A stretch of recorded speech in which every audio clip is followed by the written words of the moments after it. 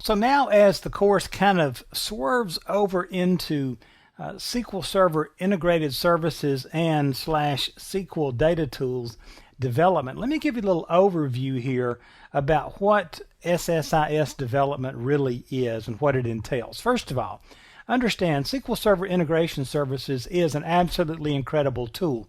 It will take data from anywhere and it will put that data anywhere. Not only that, it will make changes to it along the way. So you can transform this data and do all kind of stuff.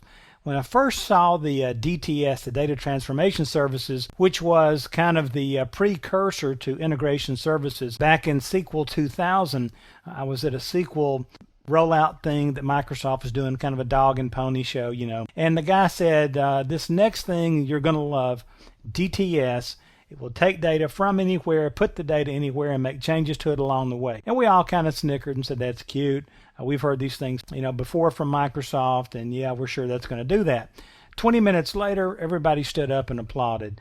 Integration services just added to that, and it's really cool. Now, be aware, integration services is a major part of this exam. It's going to be practically impossible to implement a data warehouse in SQL Server 2012 and prior without using integration services. Okay, so make sure that you get a lot of hands-on time with integration services before you go take this exam. Understand there's a learning curve. If you're new to this, it's very intimidating when you first go in there, and I'll just tell you and be honest with you, it's even intimidating after you've been in there a few times, because it's one of those tools, if you're not 24/7 working on at your particular job, data warehousing and moving the data and so forth, there's just so much to SSIS that you forget how to get in there and how to move around and all that. But I'm going to step you through it, not to worry.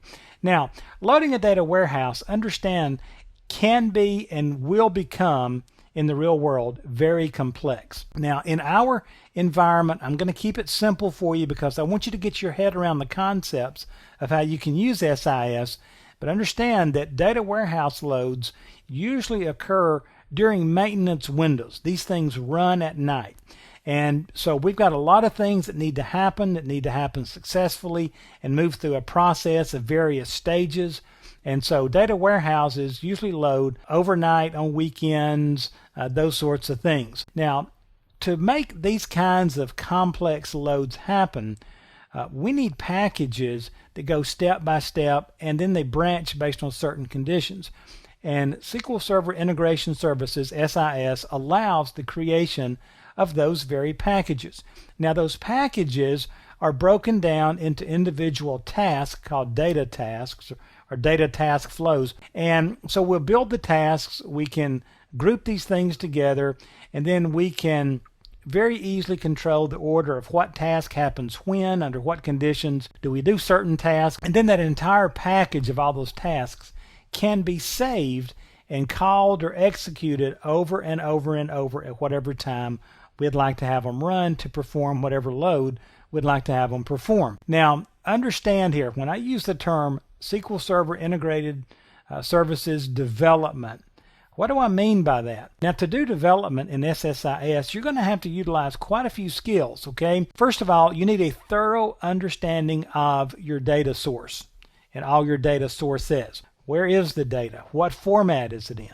How do I connect to it? All those sorts of things. You'll need to know that and be very comfortable with it. You're going to need some proficiency in the SSIS or the SQL Data Tools environment. So you just need to get out there and get some hands-on, work through some of the simple examples I'm going to give you here.